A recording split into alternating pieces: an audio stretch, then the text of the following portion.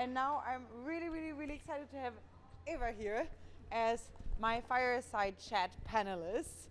I think there's a lot of different organizations that Foresight feels very close to. One of them is the EFF. I think the work that you guys are doing is absolutely, unfortunately incredibly important right now, and it has only become more important over the years. And so first, kudos for the amazing work that you guys are doing. It's really inspiring. We have actually someone with an EFF shirt. One of the tone figures is wearing one here. And I know that there's a ton of collaboration between the Internet Archive and EFF as well. And so it's just really nice to see the communities coming together. So thanks for all the work that you do. I was really inspired when I came across a few of your articles, from stalkerware to now the really hardcore nation state spyware to something called disciplinary technologies. And so I'm really excited to dive into this a bit. Perhaps you can share a few words about who you are, the work that you do, and which specific areas within nation state spyware you're particularly worried about right now. All right, let's do this. So this is a for recording. Okay, cool. So we're doing a fireside chat. I am very disappointed we have set nothing on fire, but there's still time. Steve Jefferson did want to bring an actual fire Yeah. mark here, but the fire marshals did not allow. They are strangely humorless about the possibility that we might set the building on fire. They're killjoys. Anyway, hi, I'm Eva Galperin. I'm the Director of Cybersecurity at the Electronic Frontier Foundation. I work on our public interest technology team, specifically in a section called Threat Lab, where we are a bunch of activists and technologists who are focused on digital privacy and security for vulnerable populations. And that can include anything from journalists and activists all over the world to women, to people in domestic abuse relationships, LGBTQ populations, religious and ethnic minorities. It's a very wide remit. And over the years, I've worked on a whole bunch of different stuff. I have touched on pretty much almost every aspect of EFF's work. But specifically today, I am going to talk about nation-state spyware, which is government malware, which the government uses in order to target their enemies' devices. It used to be just sort of computers, because we lived our lives increasingly online. But then with the advent of the smartphone, we started walking around with tracking devices in our pocket that were also logged into everything that was important to us. And were also the device that we used for all of our sensitive communications. So governments went, yes, I am having some of that. So we're going to talk about how that works, who's doing it, what the abuses look like, and what we can do about it in the future. Wonderful. Well, I know that we already touched a little bit on a few issues before we just started this session, but what are a few things, you can't really say that you're excited about, but rather what are a few recent developments that you're absolutely terrified of, and what can we do about it? Well, honestly, not a lot scares me anymore. I have the cold, dead eyes of a person who has worked for EFF for 15 years. I no longer feel fear, but there are definitely things which cause me great concern.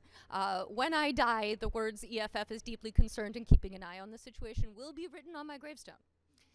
So the things that I am deeply concerned about and keeping an eye on right now are essentially the safety of, primarily the safety of our phones.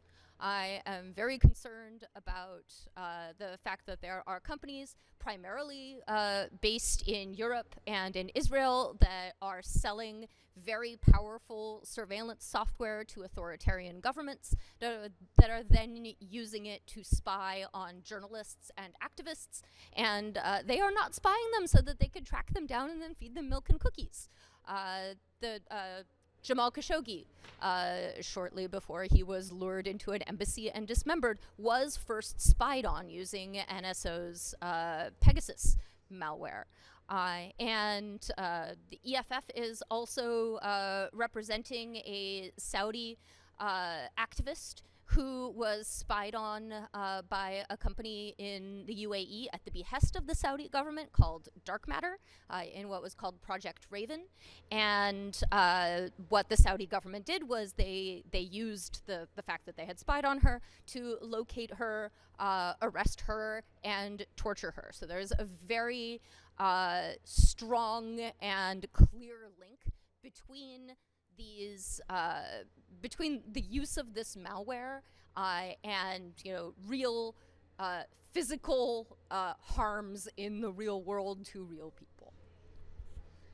Yeah, that's certainly like one really terrifying example that I think at least made it into the normal general public eye, a few of them at least.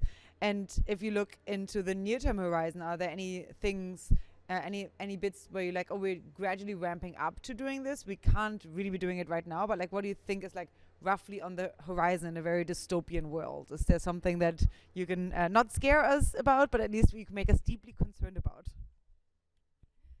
The thing that everybody is really scared of is that the phone they use every day can be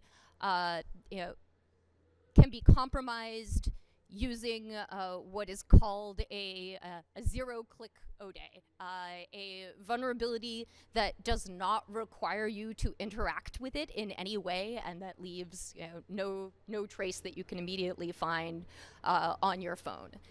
This feels like the most unfair form of spying because there's absolutely nothing you can do about it. You can't just send me the weird attachment or link that you have gotten.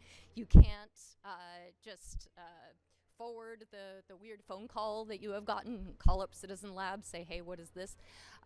You can't just take your security updates and believe that you are going to be safe. And what that kind of technology does is it really undermines our ability to create a sort of sphere of privacy and security for ourselves, especially when we are doing something that is of interest to an authoritarian government, which is really where you want some privacy and some security. So those are the concerns. But I think that there is a lot of fetishization of this one particular type of vulnerability. When we talk about nation-state spying, everybody just goes, oh, Pegasus. NSO Group has this, incredible magic that takes over your iPhone without you being able to do anything about it. And then everybody comes to me telling me that they are infected with Pegasus, and let me tell you, most of the time they are not infected with Pegasus. The industry is actually much bigger than this and has a very wide variety of capabilities and is able to compromise people using much easier things, much simpler, less sophisticated methodologies than the kind that is usually attributed to this one Israeli company. And I think that when we just talk about NSO Group and Pegasus all the time, instead of the Spanish company that Verint, I think, that was just outed by Google's targeted access group 3 days ago, or about Cytrox or Beltrox or Candiru, then we're really not telling the entire story, and we're making it much harder for people to figure out how to reasonably defend themselves from what is a very frightening and powerful adversary. Cool. I mean, you already touched maybe about a few bits of at least first steps towards better solutions. Could you say a few bits of what could we do to defend ourselves better? Are there any individual either technologies or strategies that you're particularly excited about? Maybe on the local level for us as individuals, but also on the larger level of what should you be pushing more for on a company-wide level, or maybe even on a nation-state-wide level? Well, let's start with the individual and then work our way out. Individually, are concerned about having sort of maximum privacy and security on your phone, and your threat model includes a nation-state actor that has been shown to use this particular technology. So this is a very small subset of people. For example, if you have pissed off the US government, the chances that you are going to end up with Pegasus on your phone as a result of the US government spying on you is 0. NSO Group has tried to sell a variant of Pegasus that works in the United States to all kinds of parts of the US government, especially the FBI, for many years with no success.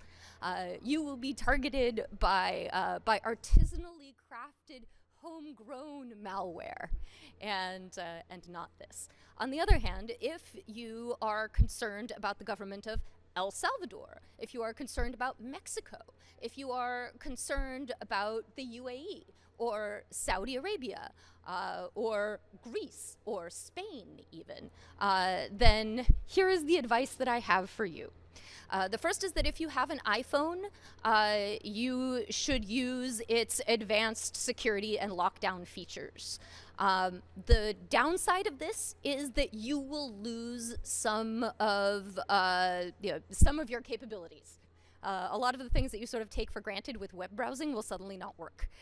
That's because they were considered to be a particularly vulnerable attack surface. So you are going to be exchanging some usability for greater security. But I am assuming in this case that you are a person who is concerned about this particular kind of attacker and you're willing to make that trade-off. The other suggestion that I have is if you have the temerity to live in the Android ecosystem, that you should buy a Pixel and install Graphene OS. I am a Graphene fangirl. I like them.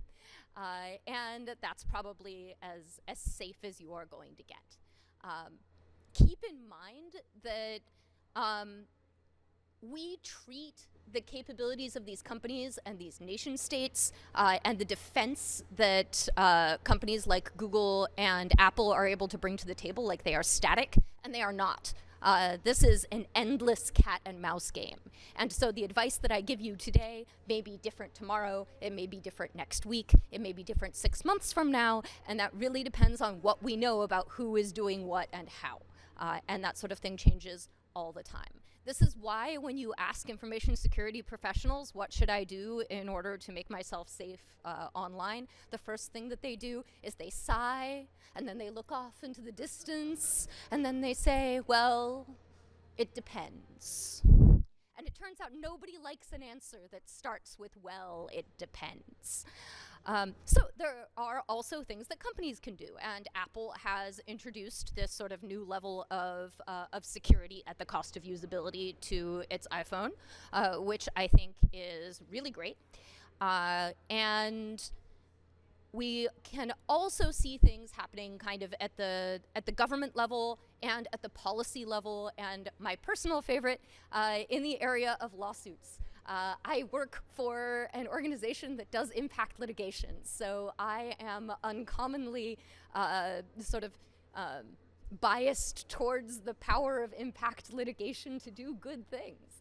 And just this week, an American journalist working in El Salvador has, with the, I think, Columbia Knight Foundation, sued NSO Group over their use of Pegasus to spy on him while he was in El Salvador on behalf of the El Salvadorian government in connection to the reporting that he was doing on the government there. So I am very curious to see how that turns out. Civil society groups have also gotten together and put out a call for a moratorium on these companies selling spyware to anybody while we figure out what's going on. I am not sure that is a call that's really going to have a lot of legs, but I think that it does do a lot to sort of move the Overton window in the right direction. I have also seen sort of the most powerful tools that people have managed to use in order to attack these companies that, again, are located not in Saudi Arabia, but in places like Israel, most recently Spain, in Italy, Germany, and the UK. is they've gone after their funding. They've gone after the VCs that fund them and the pension funds that are invested in them. I think earlier this year it turned out that a state pension fund in Oregon had accidentally invested in NSO Group and suddenly needed to divest, which caused a great hullabaloo. And so if you go after their pocketbooks, I think that is a really powerful tool that we have. Given that there are people here who work in the tech industry who go to information security conferences, I can tell you that a lot of this technology is being built it's being built in Israel. It's being built by people who do their mandatory military service in the Mossad, in Unit 8200.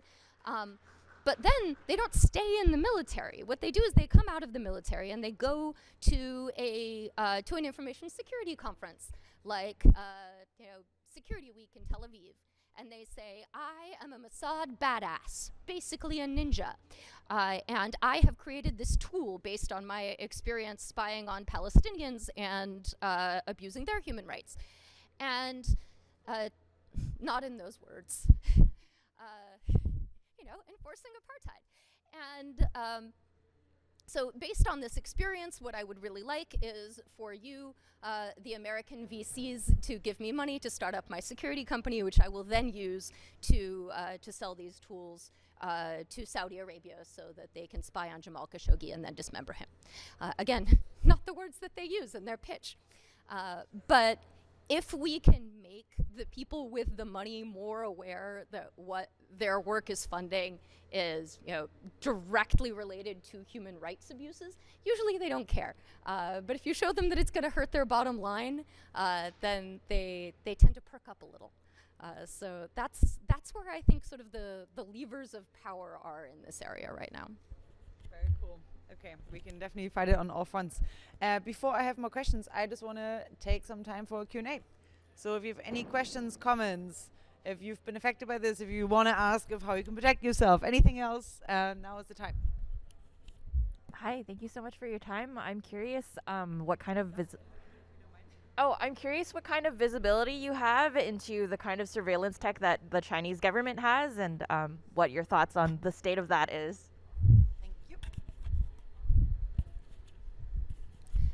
There are a lot of people who are doing work on surveillance technology and digital surveillance inside of China. This is actually one of the reasons why I have not made it the center of my work, because this is a reasonably well understood field. I think Amnesty International put out a really excellent report about digital surveillance in Urumqi and the surveillance of Uyghurs in northwestern China, which I think is really fascinating. There has been a lot of really good work done on the surveillance of protesters in Hong Kong. Most recently, the Chinese government embarked on a campaign of flooding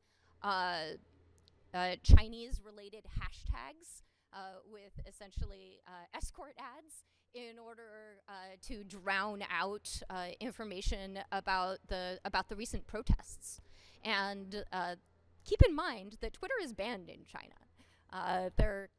Twitter is not widely used inside of China, but getting information out is something that really concerns the Chinese government a lot.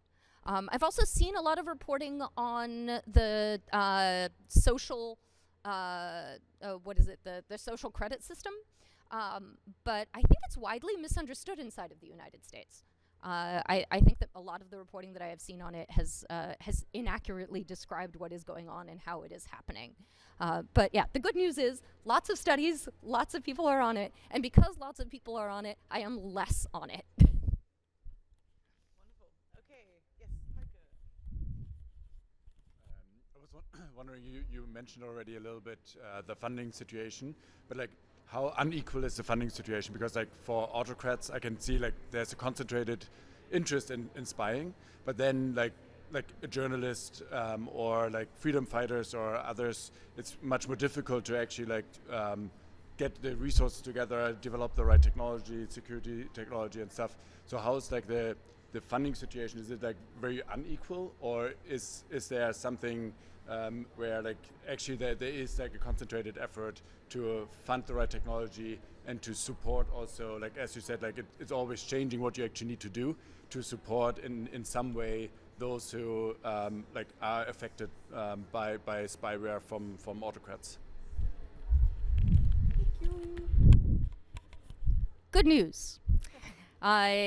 Yes, there is money for defending people in vulnerable populations, for defending journalists, for defending activists.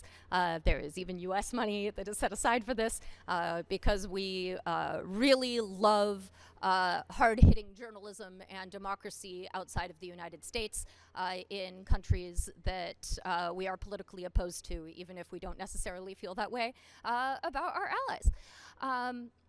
That wasn't the good news. The good news is that the rising tide lifts all boats. And so Apple and Google and the manufacturers of phones and the people who make your end-to-end encrypted messaging systems are very interested in protecting everybody.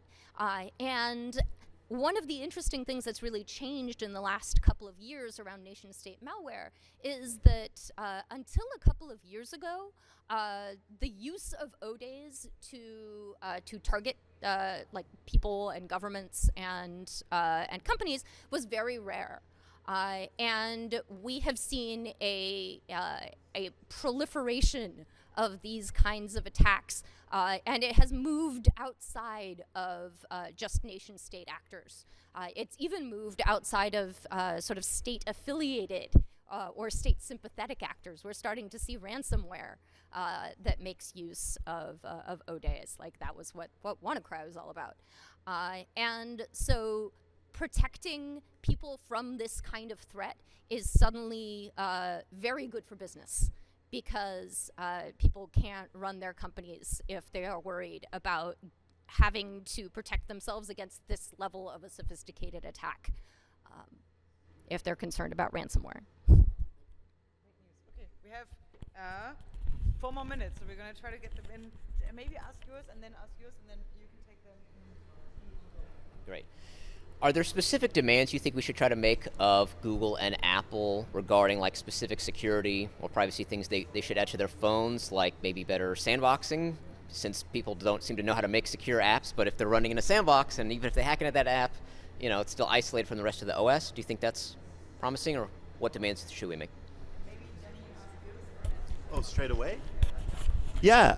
Hey, so I guess my question is that it's really, we don't often see environments in technology where countries like Israel and Spain and Italy are kind of the premier leaders. And you sort of also mentioned that in the US they found it very hard to sell technology to the US. Do you have any theories about why there isn't so much of an obvious US-based malware kind of business, if there isn't, and why that might be?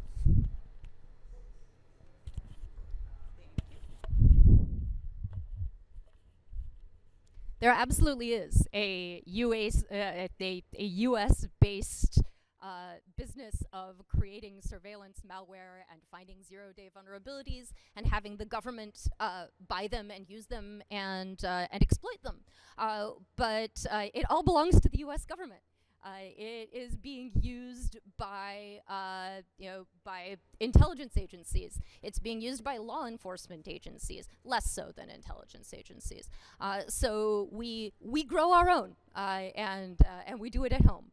And because of that, the US is not a good market for this kind of technology, because everybody who would buy the technology already has it. Other countries are very interested in buying the technology because you actually need to have a very sophisticated ecosystem of security researchers and malware writers in order to have the capability to make software like this and to constantly find the vulnerabilities In order to do this kind of spying, you must always be searching for vulnerabilities because your vulnerabilities are not going to last very long. You are in a cat and mouse game. You're in a race with Apple and with Google. Every time that they patch something, suddenly it kills all of your visibility. So again, Five Eyes have this kind of capability because they have spent all of this time building up their tech sector and their security sector, whereas a place like El Salvador or Mexico does not have that kind of sort of legacy of security researchers. And therefore, it's a lot easier for them to just turn around and pay $1 million to a company in Europe or in Israel and buy that turnkey capability.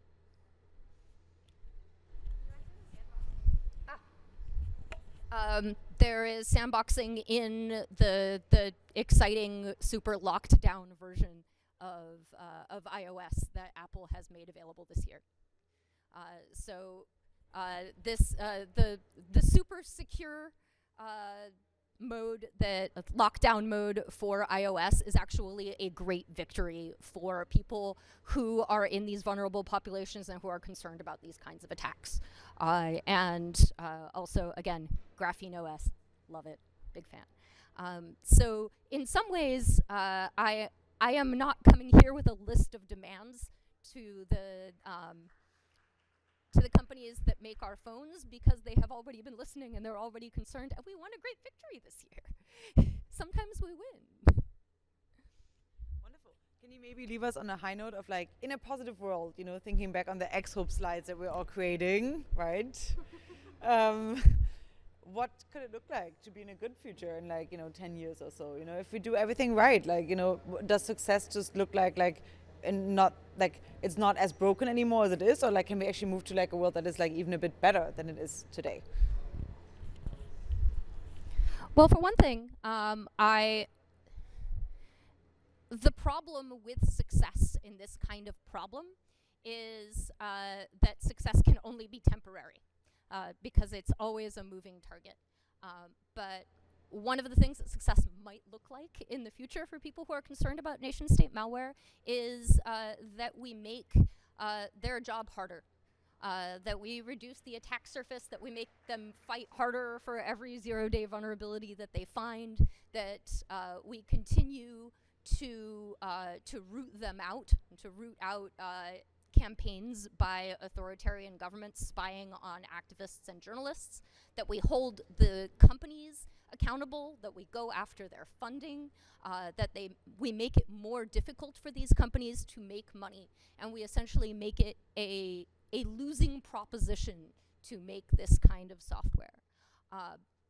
Will this completely eliminate nation-state spying? No, but it will mean that every country will have to do what the Five Eyes do now, which is to say that if you want this kind of capability, instead of turning around and calling up Candiru or NSO Group, now you suddenly have to hire millions of dollars worth of engineers to constantly work for you in order to build tools that are only going to work for short periods of time.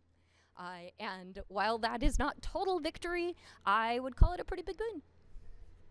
I guess defeat is eternal, but victory is intermediate. So, in this one, in this technology at least. Okay, wonderful. Thank you so much, Eva. This was terrifying and also uplifting and very actionable. Thanks.